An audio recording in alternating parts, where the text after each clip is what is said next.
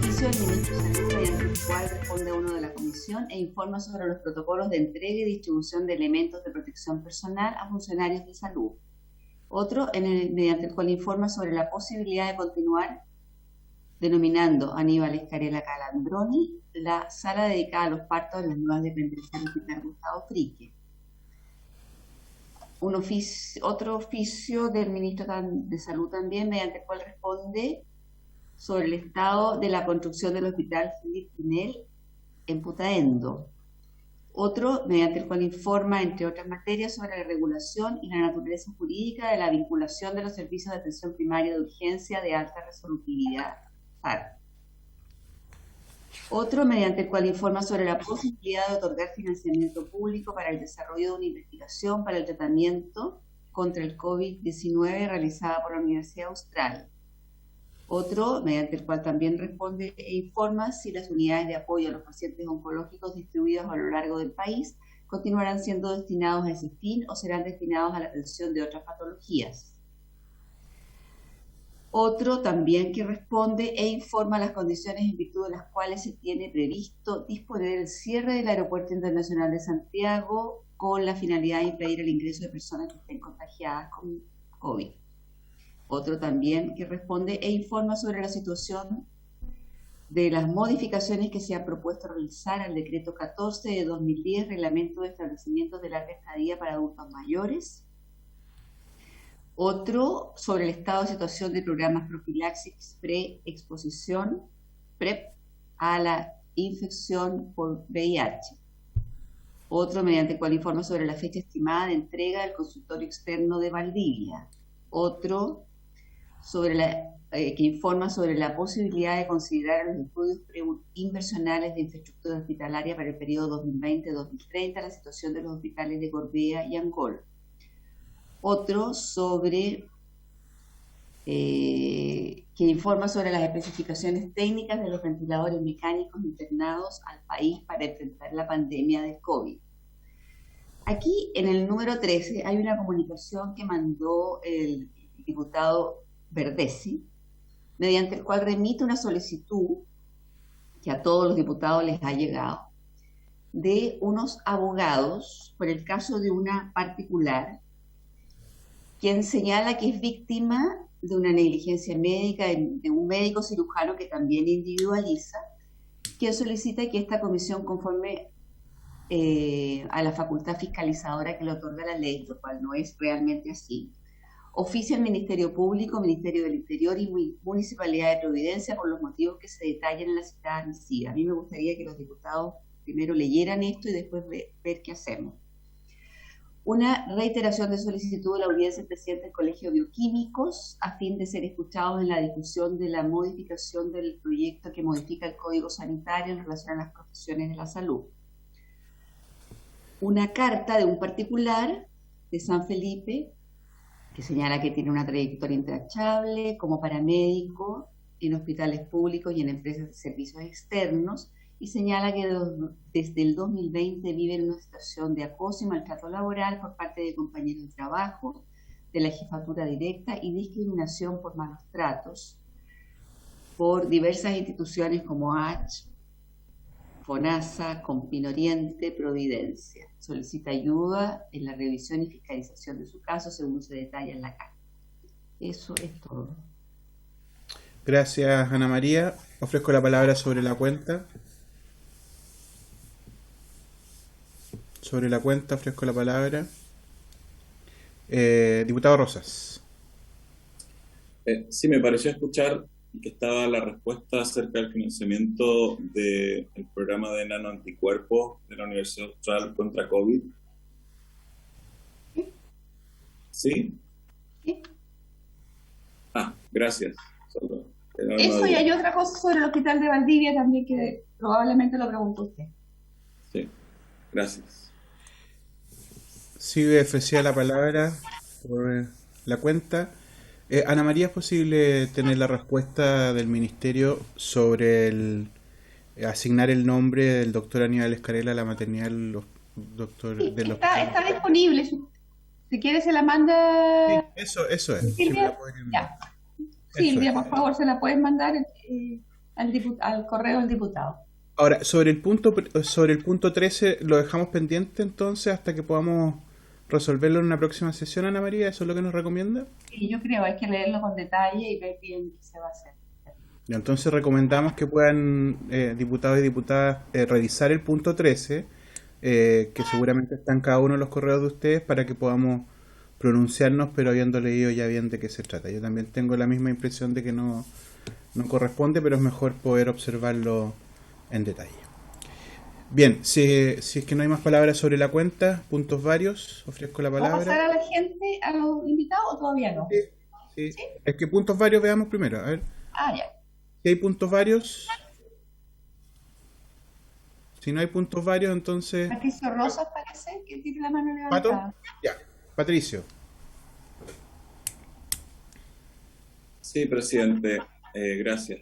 Quisiera pedir un oficio preguntando al Ministerio de Salud respecto de la cantidad de las personas que han ingresado en el aeropuerto y se les ha detectado variante Delta en el último mes.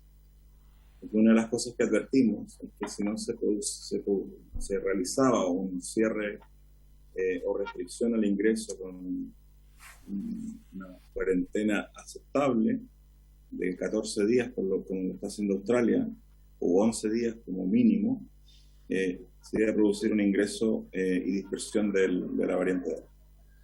Eso es un oficio del Ministerio de Salud. Ok. Preguntando cuánto. ¿Sí? ¿Sí?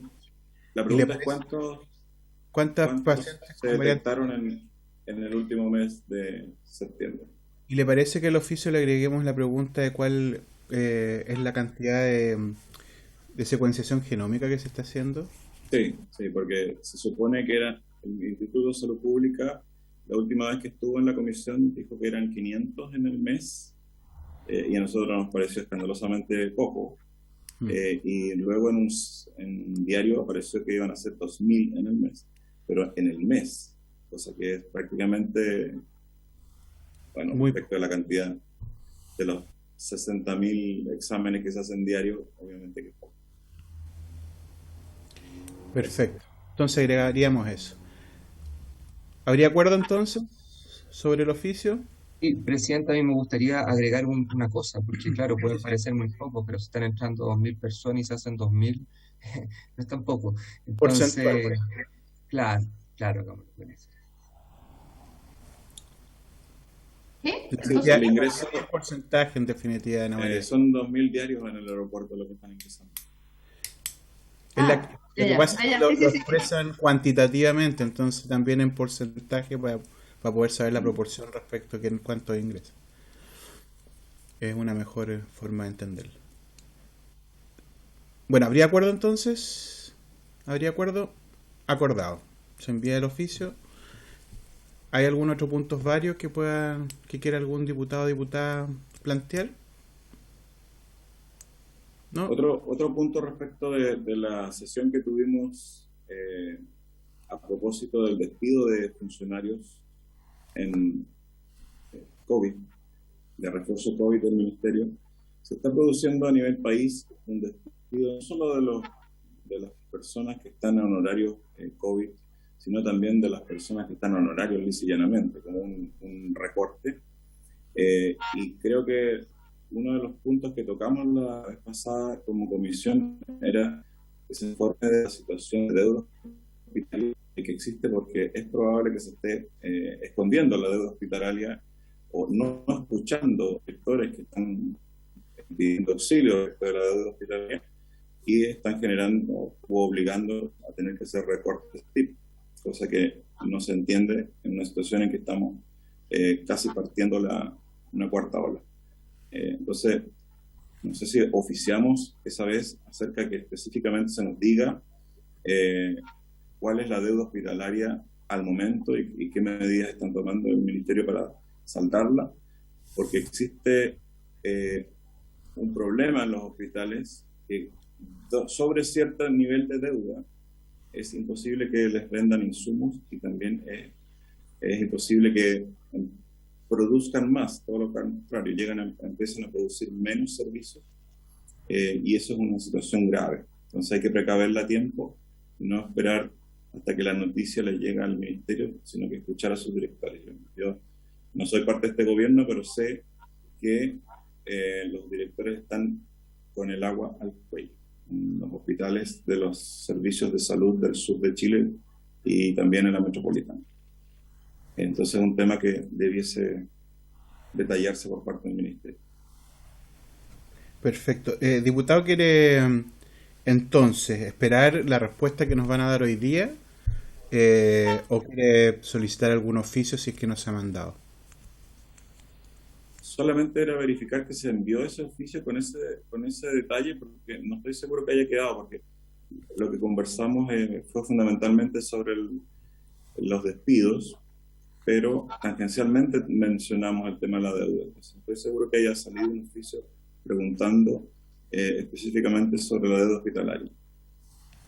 ¿Hay algún oficio en ese sentido? Lo que pusimos era en relación al despido y si era por un tema de la post-pandemia, o era por un endeudamiento hospitalario, para tomar medidas del caso.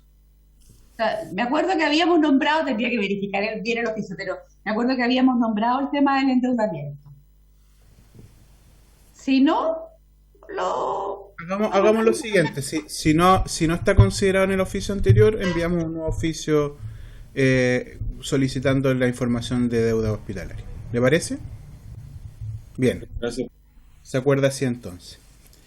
Si no hay otro punto vario, entonces hagamos ingresar a nuestros invitados, por favor, Ana María. Para que demos inicio a la orden del día.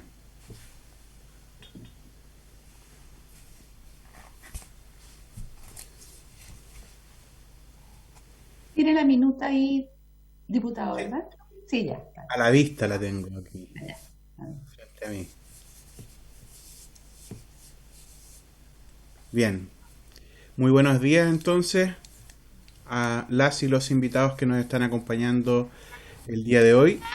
La orden del día de esta sesión tiene por objeto dar cuenta de las consultas formuladas por parte de los gremios por el término de los contratos, los refuerzos a raíz del COVID, que han sido importantes en el apoyo de los equipos para sostener el funcionamiento de los establecimientos de salud en el marco de la pandemia, y en relación a la circular número 32 de fecha 9 de septiembre de 2021 de la Subdirección de Gestiones y Desarrollo de Personas y Departamento de Gestión de las Personas. Se ha invitado en representación del Ejecutivo a la jefa de la División de Gestión de Redes Asistenciales, doctora Beatriz Martínez Malet, y a la jefa de la División de Gestión de Personas, de Desarrollo de Personas, señora Claudia Godoy Cubillos. Le doy la bienvenida a ambas. También nos acompañan los distintos dirigentes de los gremios que expusieron durante la semana pasada. Veo a Aldo Santibáñez de la FENATS, ¿sí? Que no alcanzo, de la FEMPRUS, perdón.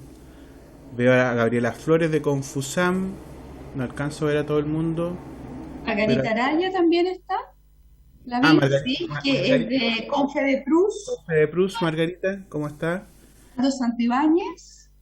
Y la Pati Valdera. Ya, ahí están los 4 expositores de la semana pasada, que nos interesaba mucho tener la oportunidad de poder escuchar las respuestas que pueda dar el gobierno. Saludar también a Jaime González, representante del ministerio, y que podamos también tener tiempo para hacer las preguntas correspondientes y poder ir resolviendo las dudas respectivas. Vamos a iniciar entonces con la palabra en el mismo orden que acabo de mencionar, con la doctora Beatriz Martínez Malet. Tiene usted la palabra, doctora. Buenos días a todos y a todas. Tengo una presentación al respecto. ¿Puedo compartir pantalla? Sí. Sí. Ya, muy bien. ¿Se ve? ¿Sí? Perfecto. Bueno, en primer lugar me presento. Yo soy la doctora Beatriz Martínez. Soy médico de familia, soy magíster en epidemiología, además posgrado en salud internacional de la OPS, y he trabajado más de 15 años en el sector público en gestión. No he trabajado en el privado por opción personal, y estuve los últimos casi 10 años como subdirectora médica de un servicio de salud y hace un año acá en el ministerio. Así que, y como epidemióloga, bueno, estoy aquí también apoyando en el tema, obviamente, de esta tremenda epidemia en la cual estamos involucrados, ¿cierto? Que ocupa más de 3 continentes, por lo tanto se llama pandemia, y que nos asaltó y nos ha puesto a prueba como sector y como sociedad. En este contexto, quisiera mostrar un poco el cómo ha ido evolucionando la pandemia y cuáles han sido las estrategias que hemos tomado para poder enfrentar la misma. Es importante decir que las hemos planificado en relación a todos los antecedentes internacionales que existen y las vamos ajustando de acuerdo al estado del arte, es decir, a los conocimientos nuevos que van surgiendo y que se van haciendo cada vez, tenemos más evidencia de cuáles son las más eficientes y eficaces para poder combatir esta terrible epidemia. En este caso, específicamente en el tema de camas, ya aquí tengo algunos hitos de la primera ola que creo que son relevantes de mirar. Este es el año pasado. En abril se conformó la Red Integrada de Salud Público y Privada, que tenía ya 1.300 camas UCI, insisto, en el público y privado. El 13 de junio tuvimos un pic de los contagios el año pasado, en cual teníamos aproximadamente un 70 y un 30%, 70% eran pacientes con COVID, críticos, enfermos de COVID-19.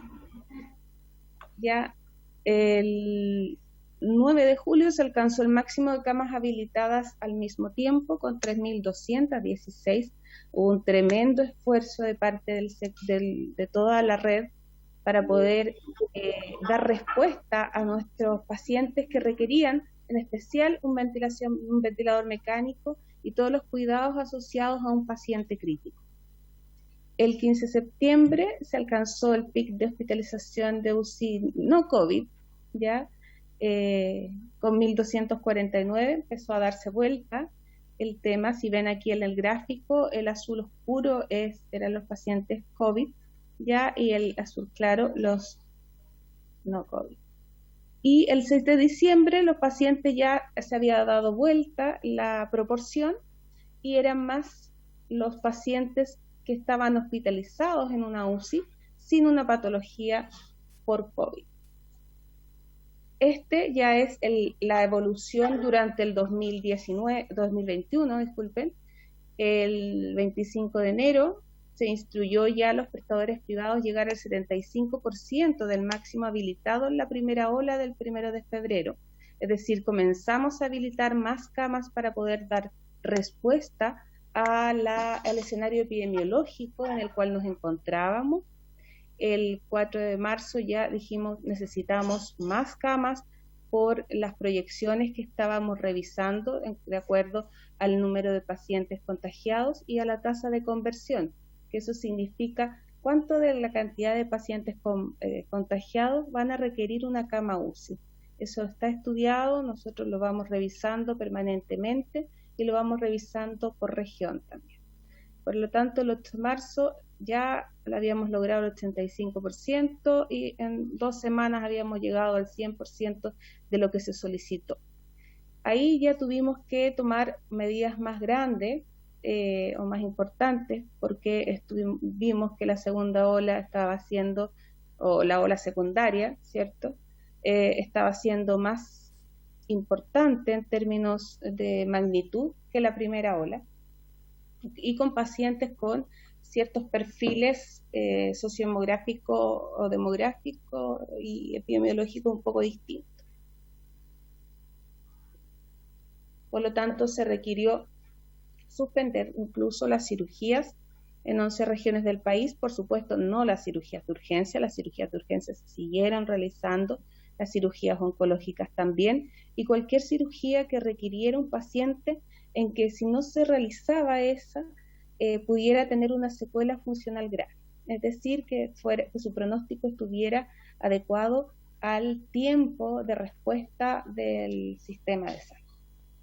El 29 de marzo se suspenden también las cirugías GES, exceptuando obviamente los cánceres, ¿ya?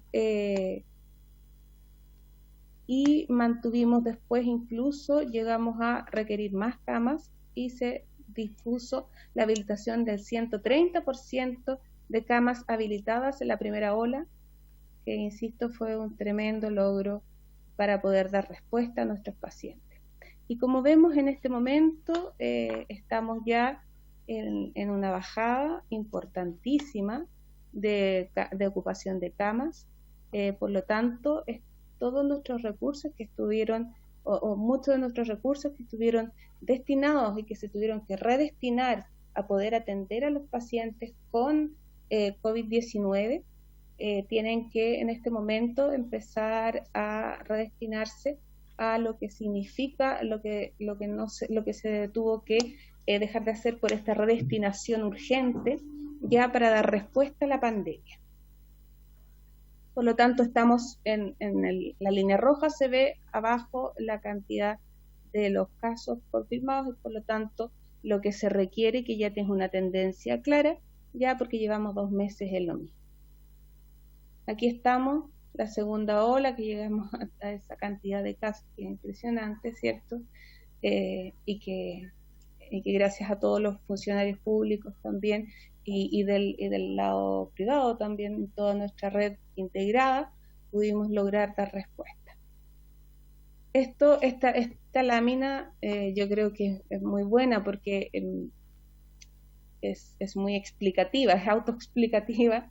En azul vemos cómo fue la primera ola, ya que en el 2020 llegamos hasta un pic en julio, y el 2021 cómo fue, que incluso llegamos casi al doble de lo que era el 2020, ¿ya? Y cómo bajó también, y ha bajado mucho más fuertemente que el año 2020, ¿ya? Como digo, se llama más una ola secundaria, ya que una segunda ola es un término epidemiológico en realidad, que tiene que ver con que en una segunda ola los pacientes que es una reinfección, y en una ola secundaria son los pacientes que no se infectaron en una primera ola, ¿ya?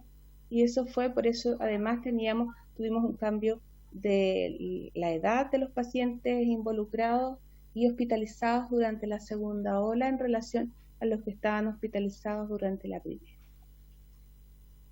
En relación a cuáles estrategias tuvimos que tomar e implementar en toda nuestra red asistencial, son 5 fundamentalmente, además de algunas otras que se adoptaron a nivel local y que por supuesto estaban siendo respaldadas desde Dijera, tenían que solicitar el respaldo de que estas fueran estrategias que fueran eficientes en el uso de los recursos y que tuvieran impacto epidemiológico.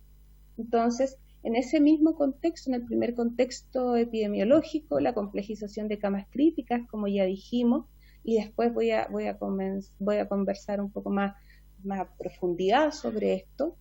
También tuvimos la atención remota, que pre-pandemia también habíamos comenzado tímidamente a utilizarla, ya, pero que durante la pandemia, para evitar el desplazamiento de las personas, se comenzó a utilizar de manera más masiva, y que es algo que llegó para quedarse. Es decir, en algunos momentos los controles no necesariamente tienen que ser presenciales. Por ejemplo, si se requiere un ajuste de fármacos y no se requiere el examen físico inicial, y eso significa disminución del desplazamiento de las personas y que eso sea que es muy valorado por la población también.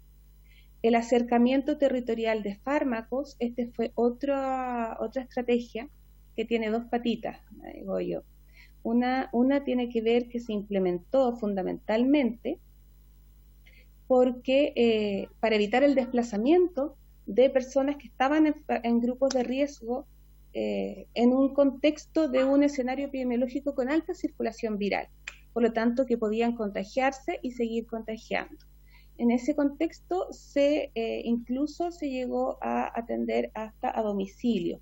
Eso obviamente redistribuyendo personal, incluso que estaban antes en otras tareas, en esta otra. Y por otro lado, otra de las patitas que tiene es el acercamiento a los establecimientos de salud más cercanos a la población, que antes tenían que desplazarse mucho más para ir a buscar un fármaco de atención secundaria, y que esto también se venía trabajando prepandemia, pero ahora esto nos dio un impulso mucho más grande y también es muy, muy bien valorado, y la idea es mantenerla. Como digo, aquí estamos haciendo un ajuste de las estrategias en el contexto epidemiológico actual. La hospitalización domiciliaria, que es algo que también venía previamente, pero que ahora fue más importante aún, sobre todo al estar complejizando las camas que tuvimos que realizar en los hospitales de alta complejidad, y por lo tanto se realizó la hospitalización domiciliaria. Hemos hecho además percepción de los usuarios, que la perciben como una estrategia muy, muy adecuada, y hemos estado, por supuesto, revisando los indicadores de eficiencia y de calidad al respecto, y que han estado bastante bien. Y la diferenciación de flujos de urgencia para que las personas no se contagiaran dentro de las urgencias, y estamos en diferenciación de flujos, lo que no significa exactamente en todos lados hacer diferenciación de infraestructura, ya que esa diferenciación de infraestructura muchas veces significó utilizar otros espacios que en este momento los necesitamos, es decir, por ejemplo, utilizar el espacio de secundaria, de los box de atención de especialidades, por ejemplo, y realizar ahí una segunda urgencia. En realidad, lo que hemos estado revisando con IAS y con epidemiología es el tema de la diferenciación de los flujos y poder soltar o recuperar estos espacios para poder empezar a utilizar nuevamente en lo que es la recuperación de las atenciones, que también se han ido recuperando durante los últimos tiempos a medida que el escenario epidemiológico ha cambiado. Por lo tanto, si se ve, las 5 estrategias continúan, que son las primeras que más relevantes con las que hemos enfrentado la pandemia desde redes asistenciales, ¿ya? Solamente con un ajuste al escenario epidemiológico actual, ya que tenemos que retomar muchas atenciones, insisto, que tuvimos que postergar, no las más urgentes, no las más graves, pero sí algunas que son bien molestas para la población y que deben poder atenderse. Las tuvimos que postergar debiendo habernos focalizado en la pandemia. Ya en la complejización de camas pandemia, aquí, si se ve, desde comienzo del 2020 a la fecha, las camas UCI en el sector público a nivel nacional han crecido más de 250%. ¿Ya? Este crecimiento ha permitido aumentar la tasa de UCI de 100.000 habitantes adultos, ya de un 5,21 camas por 100.000 habitantes a 10,5 en el sector público. Ya tenemos unos estándares que tenemos que llegar, que es cercano al 12 por 100.000 habitantes adultos, ¿ya? Y como digo, empezamos con 640 en el sector público, ya llegamos a agosto en 2.300 y estamos bajando, aquí les cuento cómo vamos revisando además la ocupación de estas camas. En celeste bien clarito se ve los pacientes en UCI por COVID en ventilación mecánica invasiva, y se ve cómo esto los últimos 2 meses bajó muchísimo. En negro, sí, pero es morado. No sé si lo ven morado o negro, yo lo veo como morado. Teníamos los pacientes UCI COVID sin ventilación mecánica invasiva en UCI.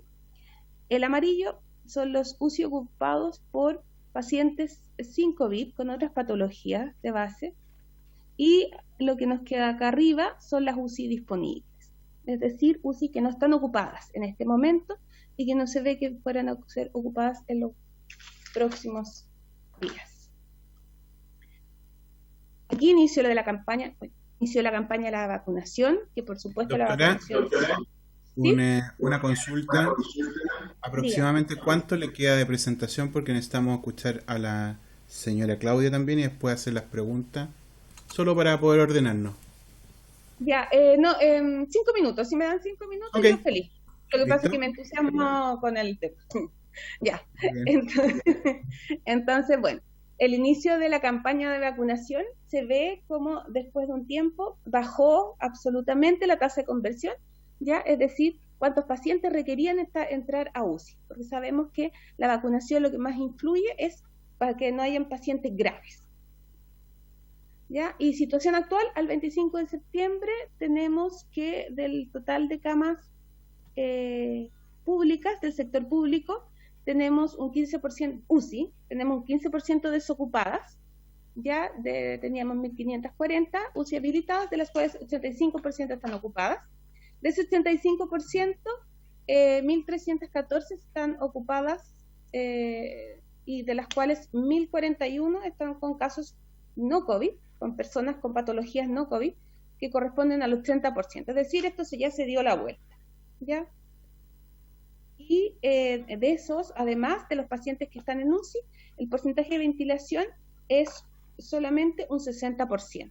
Es decir, nosotros vemos también, sabemos que debieran ser un poco más, por lo tanto hay que revisar, probablemente son pacientes que debieran estar en UCI. ¿Ya?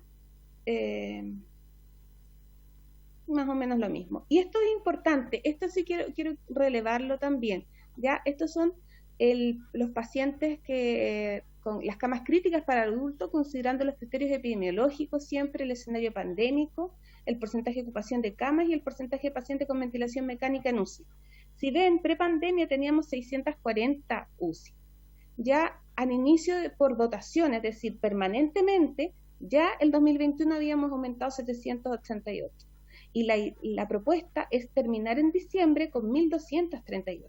Es decir, no vamos a terminar en ningún momento con una dotación o una habilitación de camas como la que teníamos prepandemia. Ya sí hemos ido disminuyendo, ¿por qué? Porque, por ejemplo, había muchas UCI que estaban instaladas en quirófanos, ¿ya? Y que tenemos que empezar y ya que no se están necesitando esa utilización, necesitamos operar. Otras, las UCI que estaban instaladas en unidades de recuperación, en el mismo sentido. Ya después, otras que se encontraban en UCI pediátricas que se habían transformado en adultos y que necesitábamos transformarlas nuevamente en pediátricas, ya, y las camas UCI que se encuentran instaladas en las unidades coronarias. Esas son todas las que hemos ido ya reconvirtiendo a lo que eran inicialmente, pero encuentro que esto es un tremendo hito para nuestro sector, ya el pasar, el duplicar las camas UCI que necesitábamos, y aquí vemos las tasas con las que estaríamos quedando, con 10,51 por 100.000 habitantes, que es muy bien, y además de que hicimos una redistribución a lo largo del país, de una forma más equitativa también, porque obviamente los promedios siempre esconden realidades, ya, y en este momento nos metimos dentro de los promedios y fuimos a revisar territorio por territorio. Ya, estas son algunas de las otras cosas que tienen que ver con las atenciones por telemedicina, cómo se han ido aumentando, las hospitalizaciones domiciliarias, aquí está la hospitalización domiciliaria, ya, y eso, para que pueda Claudia poder seguir trabajando. Muchas gracias, doctora Martínez. Muchas gracias a ustedes. Ahora le ¿Puede vamos mandar el Power, por favor? Sí, están pidiendo si pueden enviar la presentación, por favor, doctora. Ahora le vamos... Sí, por... ¿Sí? ¿Ana María? Hablo lo del reemplazo. Sí, por favor. Sí, no, lo que pasa es que antes de dar lectura a la cuenta, yo no lo señalé, llegó un reemplazo de la diputada Claudia Mix por el diputado Gabriel Boric para la sesión de hoy. Entonces quería reparar eso. Gracias, Ana María. Bien, informado ese punto, entonces vamos a ofrecerle la palabra a la señora Claudia Godoy Cubillos, jefa de División de Gestión de Desarrollo de Personas. Esperamos poder tener también más información sobre lo pertinente a lo planteado por los gremios en la sesión pasada, por favor. ¿Tiene la palabra Claudia? ¿Está por ahí? Sí, acá estoy. Muy buenos días a todos, a todas. Me presento, mi nombre es Claudia Godoy, yo soy jefa subrogante de la División de Gestión y Desarrollo de las Personas. Mi cargo de origen es la jefatura de planificación de recursos humanos en salud. Así que a partir de esto y de mi experiencia en el sector público, he tratado de contribuir con nuestro equipo de la mejor forma posible en esta pandemia. También voy a pedir compartir pantalla, si me dan un segundito, para poner una presentación.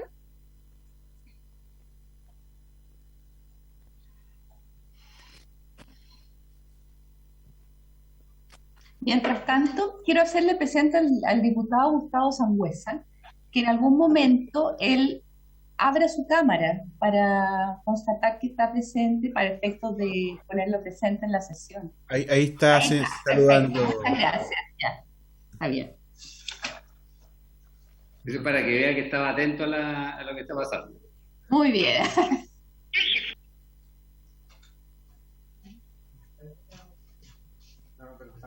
¿No? No. ¿Ah? Si me dan un segundito que tengo un pequeño problema técnico. Ok.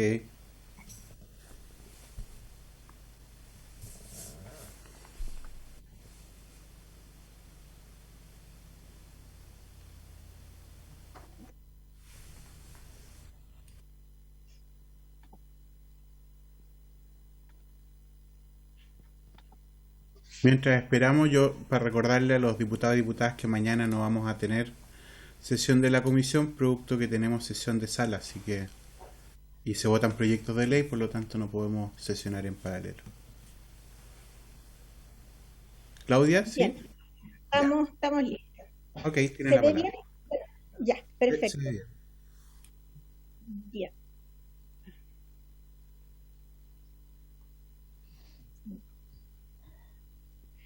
En honor al tiempo, no me voy a detener mucho más en esto, pero sí me parece importante señalar el contexto. La doctora Martínez lo ha explicado bastante bien.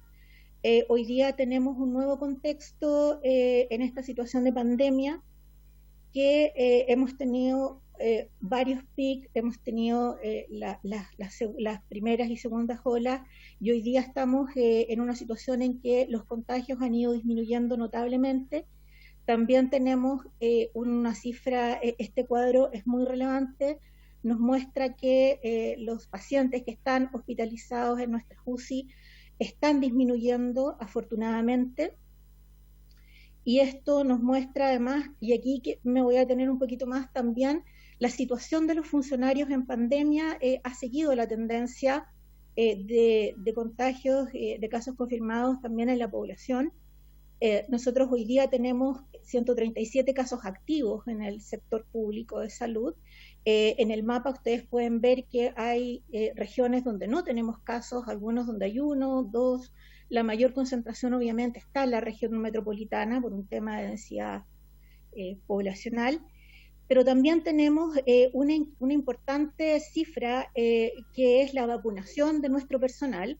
El 94% de nuestros funcionarios hoy día están inoculados con primera y segunda dosis, y estamos avanzando rápidamente en la dosis de refuerzo, lo que también nos ha permitido mostrar estas cifras. Acá tenemos un gráfico, el comportamiento de los contagios es muy similar al de la población general, y hoy estamos con una baja considerable de contagios entre nuestros funcionarios. Esto lo quería mostrar como situación de contexto, para entrar ahora en materia que tiene que ver con cómo estamos trabajando hoy día las dotaciones en este contexto de pandemia. Primero, mostrar que desde la prepandemia hasta hoy hemos tenido un incremento sostenido del recurso humano que trabaja en el sector, Teníamos en el año 2019 249.125 personas trabajando en el sector, esto incluye los servicios de salud y la APS, con un gasto de 3.000 millones en prepandemia. En el año 2020, iniciando la pandemia, a poco andar, aumentamos la dotación y llegamos a los 294.717 personas, con un incremento también de gasto sostenido, llegamos a los 3.687 millones, y ya el año 2021, con todas estas estrategias que la doctora Martínez explicó, tenemos 301.668 personas en el sector. De estas, la dotación efectiva, que son los titulares y contratados, corresponden a 210.000. Tenemos 41.000 honorarios, y de esto es importante señalar que el 90% de estos honorarios corresponde a contrataciones COVID, y tenemos suplencias y reemplazos de 19.000. ¿Qué significa esto en relación a la pandemia? Que hemos crecido en un 21% en dotaciones de servicios de salud y APS, y hemos tenido un mayor gasto de 369.000 millones. Ahora, esto respecto a en materia presupuestaria significa que hemos tenido un incremento importante respecto del año anterior, un crecimiento del gasto de un 10%. Esto significa que de aquí al mes de diciembre proyectamos para el último trimestre del año terminar con un gasto del orden de los 4.057 millones. Si mantuviésemos las estrategias hoy día tal cual están, sin hacer nada, llegaríamos a los 4.102 millones. Es decir, hoy día, con las estrategias que mostró de continuidad la doctora Martínez, el recurso humano siempre sigue a la estrategia, por lo tanto tenemos que hacer algunos también ajustes. Esos ajustes en términos reales, lo que significa para el periodo...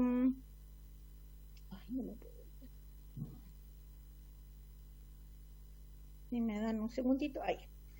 Significa en términos reales una disminución del gasto de un 1,11%. Y eso significa, ese 1,1% lo vamos a ver ahora, qué significa en términos de dotaciones.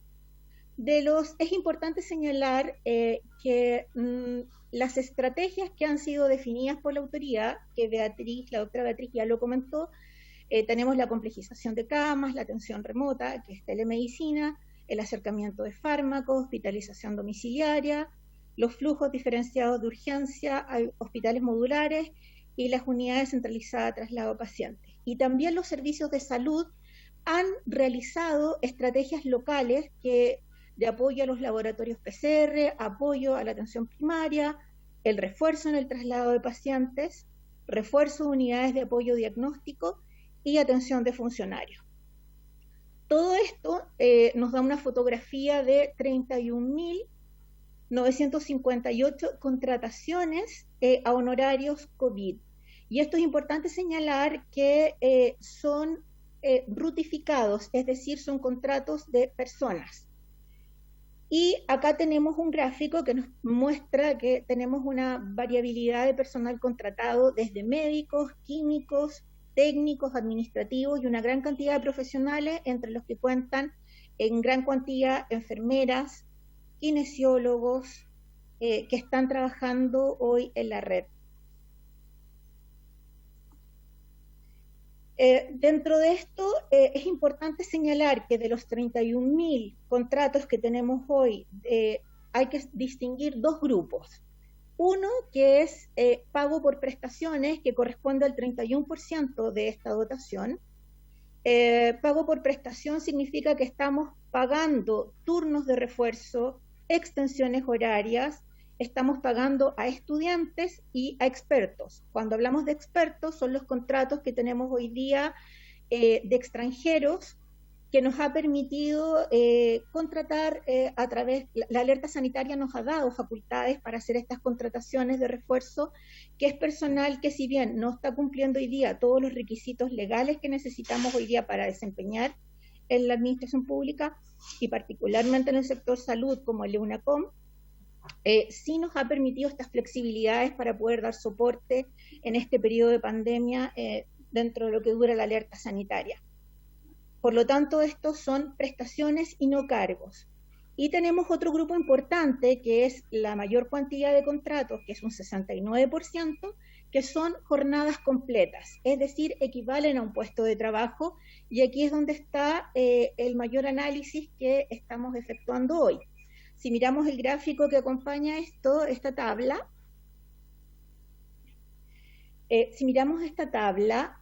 podemos ver que la mayor cantidad de personal hoy día contratado está en la estrategia de complejización de camas. De estos tenemos un número importante que está contratado asimilado a jornada completa para poder mantener esta cantidad de camas que la doctora mencionó, que pasamos de los 649 a los 1.238 que esperamos mantener hasta el mes de diciembre. Y tenemos una menor cantidad de personas que están reforzando los turnos en estas unidades. Y luego están seguidas por las actividades de apoyo COVID, que son las personas que están contratadas en las unidades que permiten dar soporte al funcionamiento de las unidades de paciente crítico, particularmente personal que está en los laboratorios, personal que está en imagenología, también personal en el área de rehabilitación, ahí hay un número importante de kinesiólogos, y tenemos luego seguida la urgencia diferenciada, que durante este periodo de pandemia ha estado funcionando como una estrategia de flujos que, tal como señaló la doctora Martínez, aquí hay un equipo también que se tuvo que duplicar durante un tiempo en infraestructura también diferenciada.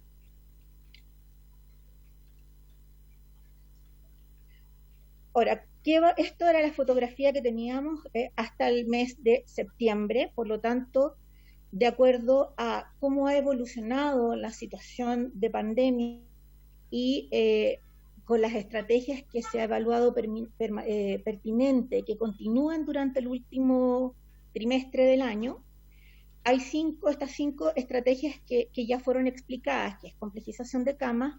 Tenemos 1.238 camas UCI para el periodo de octubre a diciembre que van a continuar. Tenemos hospitalización domiciliaria y de esta esperamos mantener un 60% de los cupos para este periodo. Telemedicina, esperamos el 100% de la estrategia y de los equipos mantenerlos en este periodo. De la urgencia diferenciada se va a mantener en un 100% los flujos diferenciados y los equipos que trabajan en estas áreas se van a mantener en un 50%. Y tenemos también el acercamiento de fármacos, donde también esperamos que un 50% de los equipos mantengan su contrato hasta el mes de diciembre. Acá es importante también mirar cómo continuamos con estos equipos en función de la continuidad de esta estrategia. Necesariamente la cantidad de funcionarios, en este caso las personas que están contratadas en esta estrategia, siguen la evolución de la estrategia. Aquí los ajustes que hemos realizado, la verdad es que son bastante mínimos. Vamos a centrar el análisis en los 22.000 funcionarios que están, o 22.000 personas que tienen hoy día asimilado un contrato a jornada completa. De esta cifra, tenemos que, por continuidad de las 5 estrategias que ya mencionamos, hay 6.652 personas que se van a mantener en el sistema en este periodo. Tenemos dentro de estos 22.000, 5.453 funcionarios que están hoy día en nuestra dotación efectiva. Son personal de la planta, son titulares, algunos son contratados y son personas que están realizando refuerzos en el mismo sistema. También tenemos un número de personas que están hoy día contratadas por COVID, pero que traen de arrastre de años anteriores contratos honorarios en el sistema. Por lo tanto, hoy día cumplen todos los requisitos para ser traspasados a la contrata. Son 218 personas. Y tenemos el Hospital Metropolitano, que hoy cuenta con 1.713 personas que también van a continuar en el sistema con sus contrataciones y esto hace un total de 13.536 personas, lo que equivale a un 61% de permanencia de jornadas completas para el periodo octubre a diciembre de 2021. Tenemos también la situación de 8.572 personas que van a tener término de los contratos al 30 de septiembre. Y aquí es importante señalar que estos no son, en el fondo se nos acaba el periodo de contratación. Las estrategias siempre estuvieron planificadas hasta el mes de septiembre, y con la revisión que tenemos que hacer de octubre a diciembre en función de cómo se van ajustando las estrategias a este nuevo escenario. En este sentido también es importante mencionar que nosotros tenemos una importante cartera de inversiones. Tenemos una expansión este año de 2.565 cargos por las puestas en marcha de nuevos establecimientos hospitalarios. Tenemos proyectada una expansión para el 2022 de 2.951 cargos de expansión, lo que nos da un total de 5.516 nuevas plazas de trabajo. Y estas plazas de trabajo van a aumentar la empleabilidad en el sector y por lo tanto van a disminuir el impacto de los términos de contrato, porque va a significar que muchas de estas personas van a poder postular a los cargos que se van a abrir en los distintos establecimientos, y esto va a absorber parte de esta mano de obra calificada que ha estado trabajando en nuestros hospitales, que se ha formado y que hoy día tiene las competencias y la expertise para empezar a asumir estos cargos.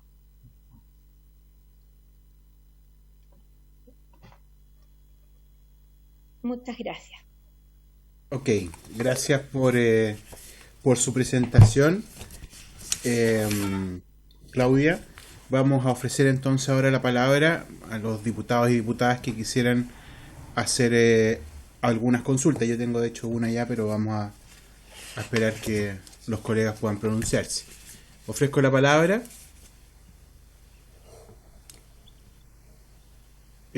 Diputado Crispi, tiene usted la palabra. Gracias, presidente. Bueno, sí, saludar a nuestras invitadas. Y bueno, compartir cierto escepticismo, presidente, respecto a las cifras que se entregan. La realidad, al menos en mi distrito, el Sotero del Río, uno de los hospitales más grandes del país, si no el más grande, es que se les ha avisado de que son 8.000 trabajadores honorarios los que se terminarían sus contratos desde diciembre, y que se cierra el hospital de campaña. Por tanto, es cosa de ver la realidad y los flujos de pacientes que tienen para adelantar el colapso del Hospital Sotero del Río. Yo no entiendo, o sea, efectivamente cuando se presentan las grandes cifras y se dice que hay una disminución de poco más de 1% respecto a las dotaciones, pareciera ser una cifra como tranquilizadora, pero eso es muy distante de la realidad que estamos viendo. Me escribía también mientras estábamos conectados desde Osorno, también presentando una situación familiar con los trabajadores muy preocupados por la realidad de lo que va a significar esta disminución de trabajadores a honorarios, básicamente porque se han agregado muchas otras funciones propias de la pospandemia, propia de hacerse cargo de los secuelados, y además hacerse cargo de todo lo que viene, de todas las atenciones que se postergaron, y por otra parte en un contexto que hay una línea base de enorme estrés, de burnout de los trabajadores de la salud. Entonces yo le quisiera solicitar, presidente, que ojalá el Ministerio nos pudiera entregar una información más pormenorizada respecto porque en la grande cifra, estos 35.000 nuevos trabajadores honorarios, yo quisiera verlos a nivel de, a lo menos de servicio, ojalá de hospital. Me imagino que esa información tiene que estar en alguna planilla del Ministerio de cuántos nuevos trabajadores se sumaron por funciones COVID por hospital y cuántos van a ser desvinculados, porque de esa manera creo que se puede tener una visión que pueda haber más rendición de cuentas, porque también creo que la experiencia que hemos tenido es que muchas veces la información centralizada que maneja el Ministerio es muy distinta a la que se maneja desde los servicios. Y los servicios funcionan aquí con mucha autonomía, y puede ser que haya una visión, yo por eso no quiero asignar intencionalidades ni nada, pero la información que manejamos del territorio es muy distinta a la que nos presentan nuestras invitadas. Y yo prefiero ponerme el parche ante la herida y esperar lo peor para tener efectivamente una reacción más pronta. Entonces, yo por de pronto, presidente, dado este escepticismo, solicitar que hagamos ese oficio de manera de poder tener una información de donde nosotros en nuestros territorios podamos hacerle seguimiento lo más intensamente posible. Gracias, diputado Crispi. Entonces hay una solicitud de oficio y yo le voy a preguntar directamente a Claudia si es posible contar prontamente con esa información, porque habitualmente los oficios tienen una demora extensa que se responden extemporáneamente. Entonces, ¿hay información como para que este oficio sea rápidamente respondido? Claudia o Jaime, no sé quién puede responder sobre eso. Sí, bueno, aquí quiero señalar dos cosas. Una, primero, nosotros la semana pasada estuvimos en jornadas de trabajo, reuniones, con cada uno de los servicios de salud en forma individual, para poder analizar estas mismas cifras que hoy se las presentamos a ustedes, es la que ellos también tienen. Las cifras fueron extraídas de la unidad demandante SICFE, por lo tanto es lo que los servicios reportan como contratación. De ahí sale este análisis. Ahora, lo que nosotros estamos haciendo a partir de estas reuniones es que cada servicio de salud debe revisar la nómina pormenorizada, rutificada, y nos va a informar prontamente de cómo están estas cifras. Una vez que este trabajo esté terminado, obviamente lo podemos dar a conocer y va a tener cifras mucho más certeras que las que tenemos hoy día. Esto se trabajó en base a una fotografía para estimar los 3 últimos meses del año. Entonces vamos a tener información más pormenorizada una vez que cada servicio de salud termine de depurar planillas de trabajo que estamos realizando con ellos a partir de las reuniones de la semana pasada. Ya, muchas gracias. Entonces, ¿habría acuerdo para poder oficiar sabiendo que vamos a tener acceso a esa información? Sí. Bien. Así se acuerda, entonces vamos a oficiar lo solicitado por el diputado Crispi. Diputado Rosas, luego diputado Celis y después diputado Castro. Diputado Rosas. Gracias, presidente. Bueno, interesantes las presentaciones de Dijera y la DGDEP. Quisiera hacer algunas consultas respecto de las cifras también, tal cual se plantean. Algo que acaba de mencionar la encargada de la DGDEP me parece extraño, porque el CIRACHE está actualizado. Se supone que tú no puedes tener personal sin código del CIRACHE. Entonces, esa es una información que se puede tener en línea rápidamente de todos los servicios. Y si no se obtiene en línea, hay causal de sumarios, de investigaciones, porque existe una obligación de tener todos los contratos en el CIRACHE. Es una obligación que todos los servicios tienen que cumplir. Mi consulta es en relación a la brecha, porque finalmente lo que vimos durante la pandemia es que se saldó la brecha en las camas críticas, en la atención domiciliaria, en el servicio de hospitalización, la brecha hospitalaria, finalmente. Entonces, el recortar ahora la brecha nos pone en una situación súper compleja, porque las camas críticas sabemos que en Chile eran muy inferiores a lo que se requería. Entonces, ahí nace la primera pregunta: ¿con qué criterio y bajo qué causales se va a disminuir la cantidad de camas UCI si antes de la pandemia ya se venían comprando 10 camas UCI por brecha del sistema? Entonces, si ahora se ha logrado mejorar el sistema a tener una cantidad de camas UCI que son las que se necesitan por habitante en el país, dejémoslo en el presupuesto de aquí para adelante, porque esa es justamente la necesidad país que tenemos de camas críticas. Eso por una parte. Segundo, veo que no se ha considerado acá, y quiero preguntarle justamente cuáles son las cifras actuales, la cantidad de personas con licencia en la red asistencial. Hay información que varía entre un 20 y un 30% de personal con licencia. Por lo tanto, hoy día, muchas de las personas que están apoyando por el programa COVID, están también parchando, por así decirlo, las personas que están con licencia, porque son obviamente personas ya entrenadas y no tienen que entrenar a alguien nuevo que reemplace la licencia. Y por otro lado, hay 2 años de personal sin vacaciones.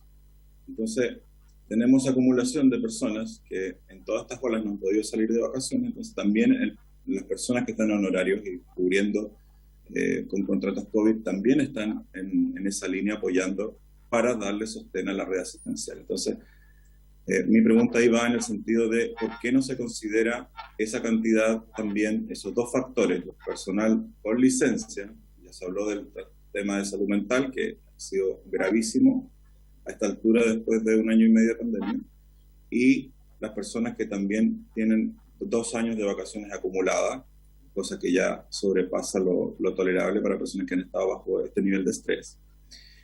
Y la última pregunta es respecto de cuál es su análisis respecto de la situación de una eventual 4ª ola que ya está en varias regiones con ciertos índices de brotes importantes, como en la región de Maule, Arica, Aysén, y que pudiera generar en octubre una complicación y que tendrían que retrotraer todas las medidas que hasta ahora de recorte están haciendo. Entonces, ¿cuál es la urgencia de hacer este recorte en este momento en áreas tan fundamentales como las que se está recortando? Y la última pregunta es respecto de atención domiciliaria y la situación de los post-COVID y de los long-COVID, porque uno de los problemas que ha generado la pandemia, porque lamentablemente han fallecido más de 48.000 personas, de acuerdo a los registros del DEIS, entre los que tienen PCR positivo y los que tienen diagnóstico concordante, tenemos que por cada fallecido aproximadamente hay 10 personas que quedan con secuelas de algún tipo, ya sea neurológica, respiratoria, neuromuscular. Entonces, tenemos una población de cerca de 500.000 personas en Chile hoy día que tiene un manejo, que tiene que mantener un manejo y un control post-COVID de rehabilitación, tanto pulmonar, neuromuscular, neurológica, y para eso no existía previamente un programa. Por lo tanto, también por eso me resulta incomprensible que se trate de recortar personal que después va a servir justamente para eso. Entonces, en ese análisis yo creo que el Ministerio debería estar mirando hacia adelante y prevenir, más que recortar ahora y tener que recontratar en 1 mes más o 2 meses más, porque va a ser, lamentablemente, van a tener que salir a dar explicaciones por qué no pensaron esto antes. Esas son mis preguntas, presidente. Gracias. Gracias, diputado Rosa. Voy a ofrecer la palabra al diputado Celis y al diputado Castro y luego les voy a ofrecer para que puedan responder las preguntas a las invitadas. ¿Ya? Diputado Celis, tiene usted la palabra. Gracias, presidente. Presidente, en la misma línea tal vez de lo que acaba de señalar el diputado Rosas, Chile tiene una tasa de ventiladores mecánicos por 100.000 habitantes que es bastante deficitaria respecto al resto de los países en Latinoamérica. Usted está mirando aquí, ¿cierto? Es 9,2 por 100.000, nuestros vecinos tienen entre 12, 16 por 100.000, o sea, claramente hay una brecha importante tanto en camas críticas o camas complejas como en ventiladores mecánicos. Entonces, ¿y por qué me parece relevante? Porque la gran cantidad, en los efectos post-pandemia, la gran cantidad de pacientes que se han quedado rezagados en cirugías tanto garantizadas como no garantizadas y cirugías complejas como cirugías oncológicas, cardiovasculares, o cardioquirúrgicas, por ejemplo, etcétera, neuroquirúrgica, que requieren ventiladores mecánicos, creo que estamos perdiendo un tema de una oportunidad, la oportunidad de reparar aquello, y no vaya a ser cosa que finalmente, por estar haciendo este acto finalmente, que tiene que ver, entiendo, con un tema fundamentalmente financiero, tengamos mortalidad, ¿cierto?, de otras causas muy significativas, ¿cierto?, y finalmente tengamos en exceso de muerte por todas aquellas enfermedades graves que dejamos de tratar durante 2 años casi. Entonces, eso para mí es un tema importante. Segundo, se dejó aprovisionado una buena cantidad o realizado una buena cantidad en FONASA para resolver listas de espera. Para resolver listas de espera fundamentalmente en forma priorizada, y esto en el sistema público como primera opción. Y aquí estamos desperdiciando la posibilidad que la resolución de las listas de espera que están con los fondos de FONASA no sean hechas en el sistema público, siendo que pudieran hacerlo perfectamente con los funcionarios que han estado aquí en esta tarea. Entonces mi pregunta es, ¿por qué no se ha hecho un poco lo que se señala? ¿Por qué no se ha hecho el análisis de aprovechar a lo menos todos los efectos post pandemia, tanto en lo que tiene que ver con las garantías incumplidas, que ya eran muchas, cirugías retrasadas, con la gran cantidad que tenemos hoy día de patologías graves?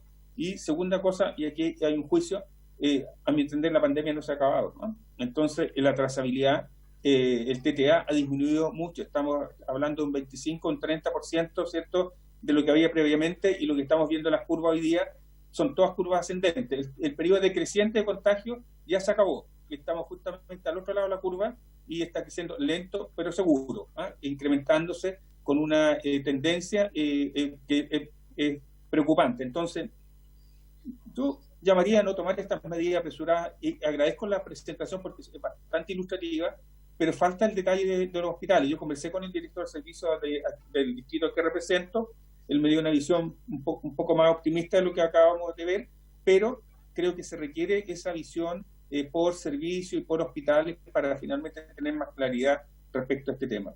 Gracias, presidente. Gracias, diputado Celis. Le ofrezco finalmente la palabra al diputado José Miguel Castro. Gracias, señor presidente. Yo creo que efectivamente falta esa mirada por servicio, pero las expositoras fueron bien claras. Se está realizando ahora, o sea, se está viendo ahora efectivamente con los servicios.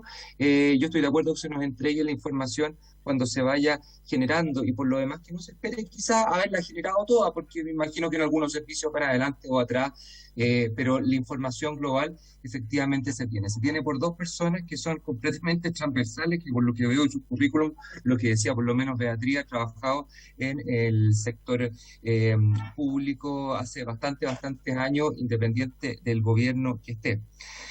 Yo, señor presidente, difiero en cuanto se entendió por el diputado Rosa y el diputado Celis con respecto a las camas. Lo que yo entendí, y quiero que me lo expliquen, quizás lo entendí mal yo, pero me gustaría que pudiesen comentarnos las expositoras cómo quedaría la red en cuanto a camas críticas, si van a ser más o menos, así de simple, más o menos, y desde que comenzó la pandemia, y en qué magnitud. Número 2, también me parece muy interesante lo que dice el diputado Celis, que efectivamente nosotros en la TAM teníamos, y esto hay que atribuírselo a los gobiernos anteriores, que teníamos una cantidad de camas críticas mucho menor a los países de la TAM. Pero fíjese que con eso, incluso con eso, nunca nos faltó una cama, según los gráficos que pudieron expresar.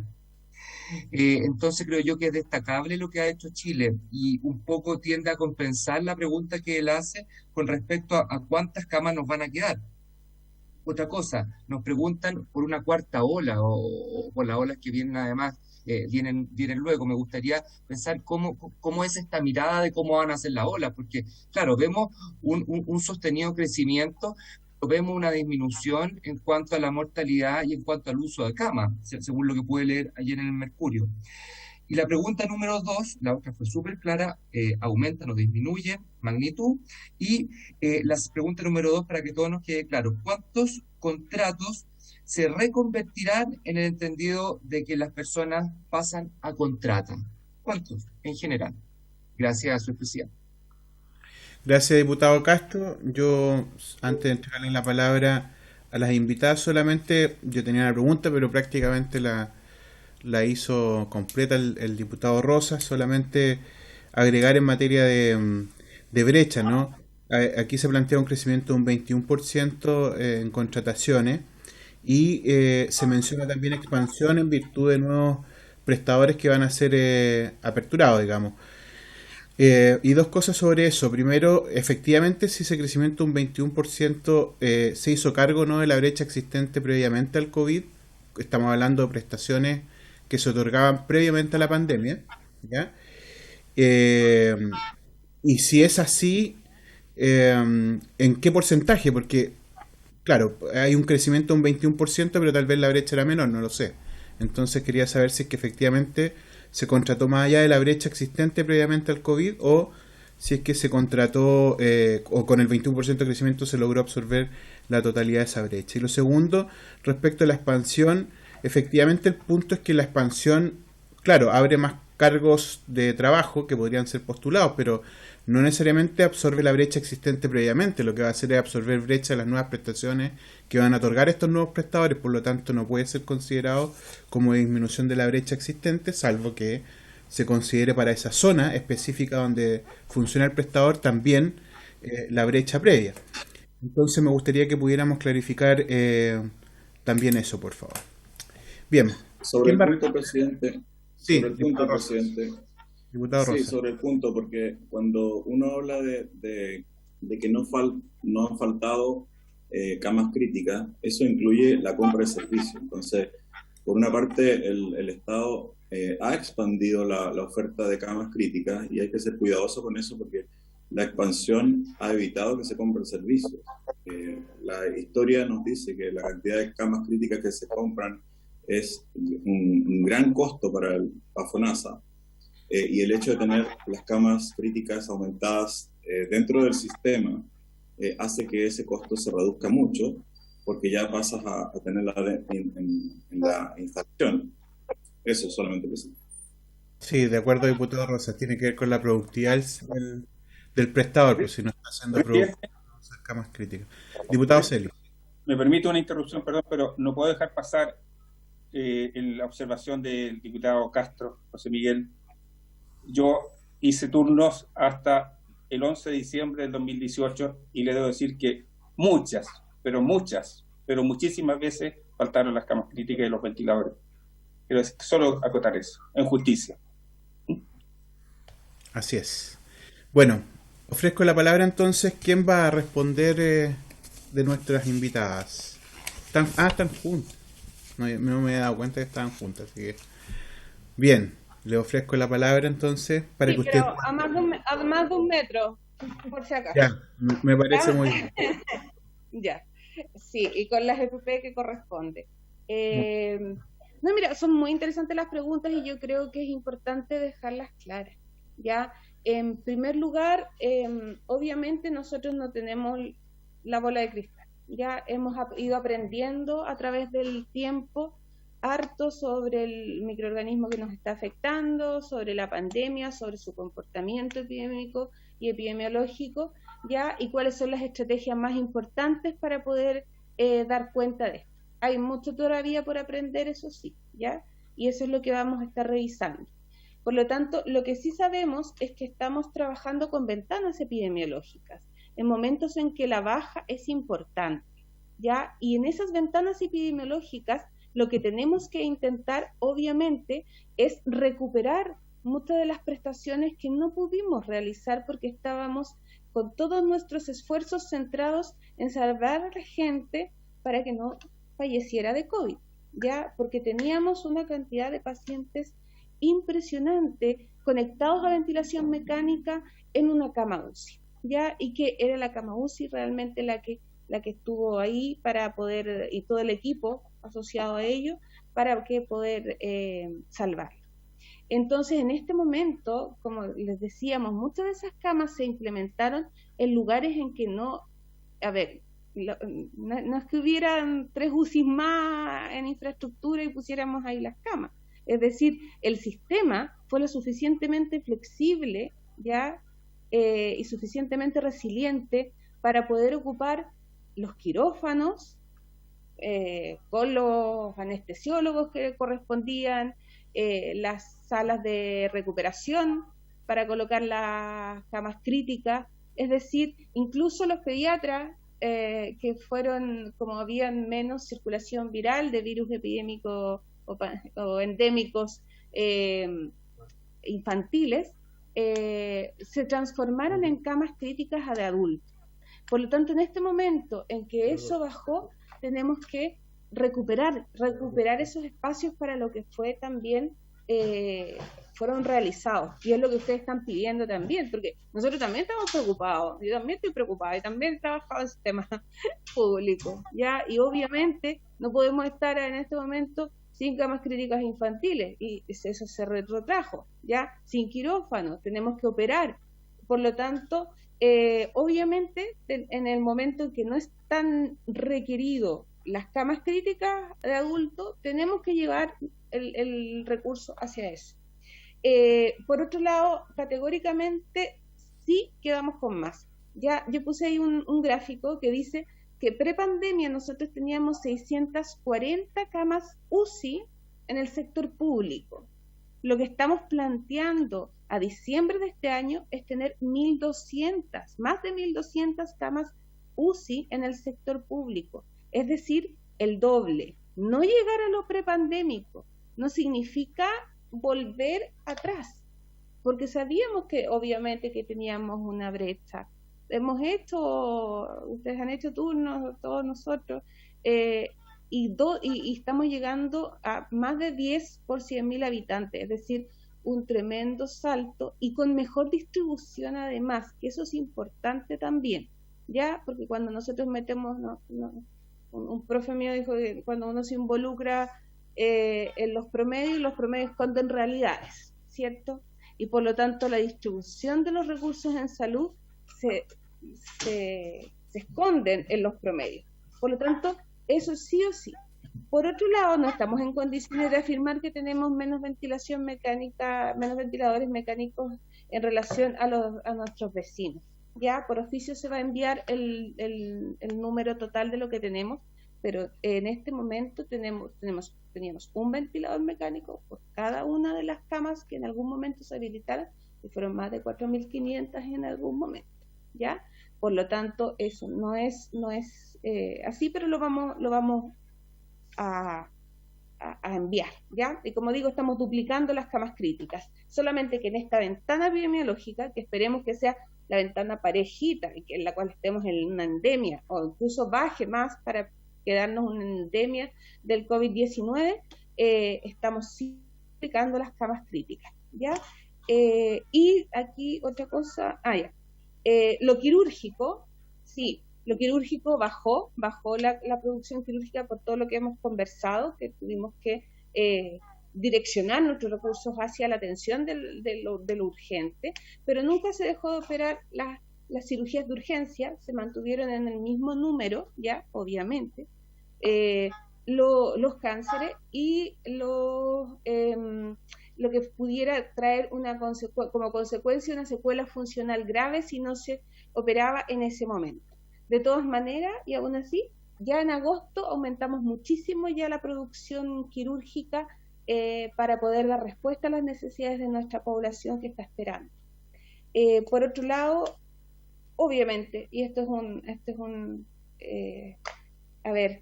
un contexto general en una pandemia.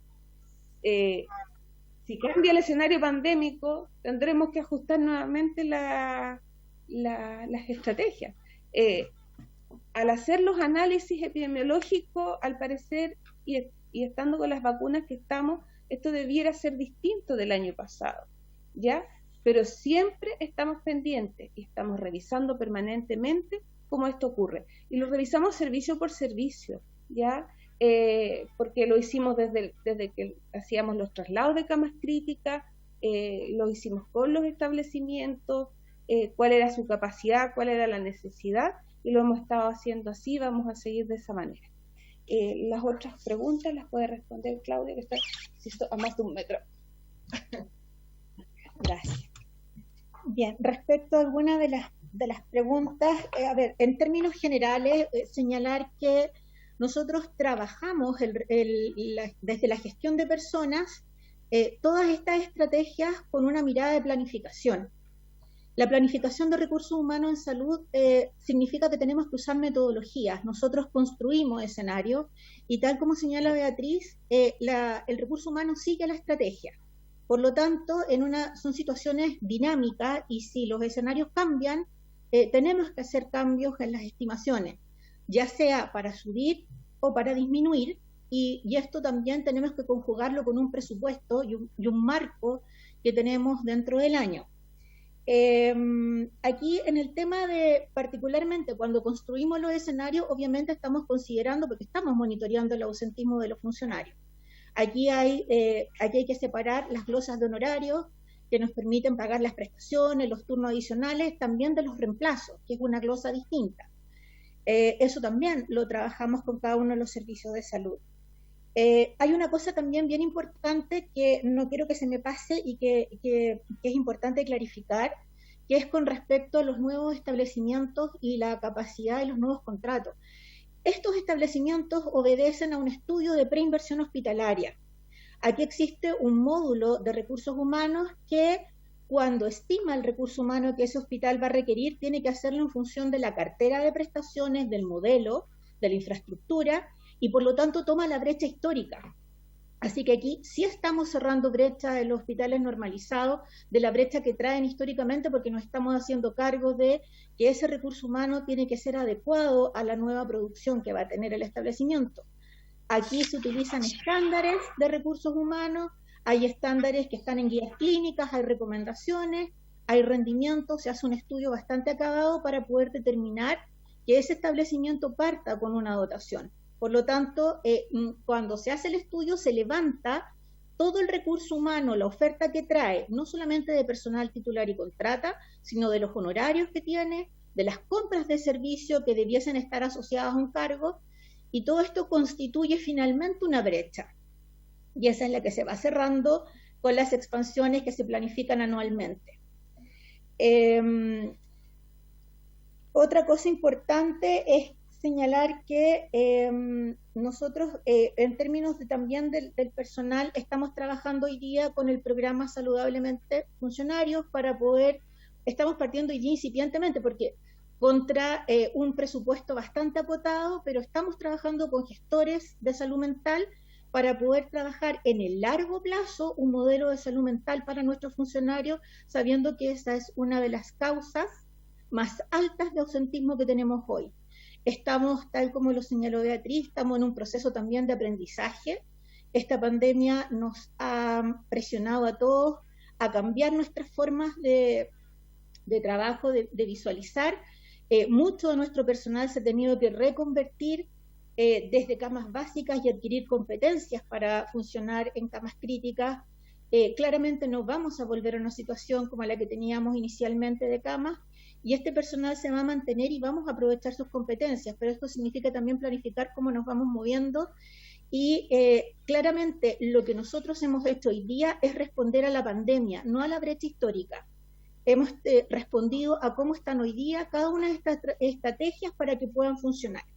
Las brechas históricas, el canal regular es a través de los estudios y vamos presentando proyectos anuales. Y aquí señalar varias cosas que hemos estado haciendo en relación a las brechas. El mismo caso, por ejemplo, de Valdivia, que en algún minuto pudo haber quedado con 479 personas menos porque Contraloría objetó en las compras de servicio por labores habituales y permanentes. Hoy día, históricamente, se nos abrió la posibilidad de poder contratar a este personal y que no queden personas sin un puesto de trabajo. Lo mismo ha ocurrido en otros establecimientos del país, Magallanes, O'Higgins, y una cosa súper importante señalar también es que se nos ha reconocido históricamente en el presupuesto de este año 9.000 cargos aproximadamente de sobredotación. Así que de que estamos cerrando brechas, las estamos cerrando y estamos cubriendo bastante. Pero obviamente tenemos una situación donde los recursos son también limitados, tenemos un marco presupuestario y estamos siendo lo más eficientes posibles con eso. Bien, agradezco las presentaciones, ya estamos en la hora. La verdad es que pueden haber quedado varias dudas, digamos, sin resolver y eventualmente podríamos hacerles llegar algunas de estas, digamos, a través de algún oficio que ojalá puedan ser respondidos lo antes posible para poder también dar respuesta a los dirigentes que están hoy día presentes, que han escuchado esta presentación, que han sido partícipes de esta sesión y que nos interesa también que puedan llevarse con tranquilidad o por lo menos con claridad las respuestas desde el ministerio, por lo tanto todo aquello que falte por aclarar lo haremos por esa vía. Bien. Presidente, ¿nos van a mandar la presentación? Sí, ambas presentaciones, diputado Crispi.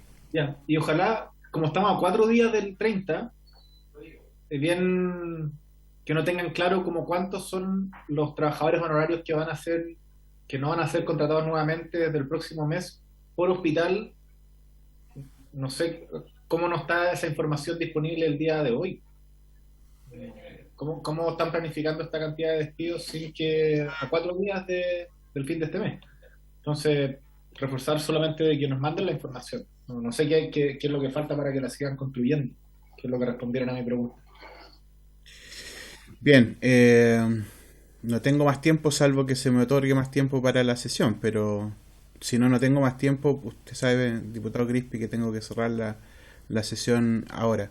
Pero sí, yo me comprometo a poder hacer gestiones con el ministerio para que podamos tener lo antes posible esa información, y aquí está Jaime González, con quien voy a tomar contacto también para poder, ojalá tener dentro de estos días una información más detallada, indistintamente del oficio que vamos a enviar. Bien, bueno, les agradezco a todas y todos haber participado en esta sesión, y habiéndose cumplido el objeto de esta, se levanta. Muchas gracias.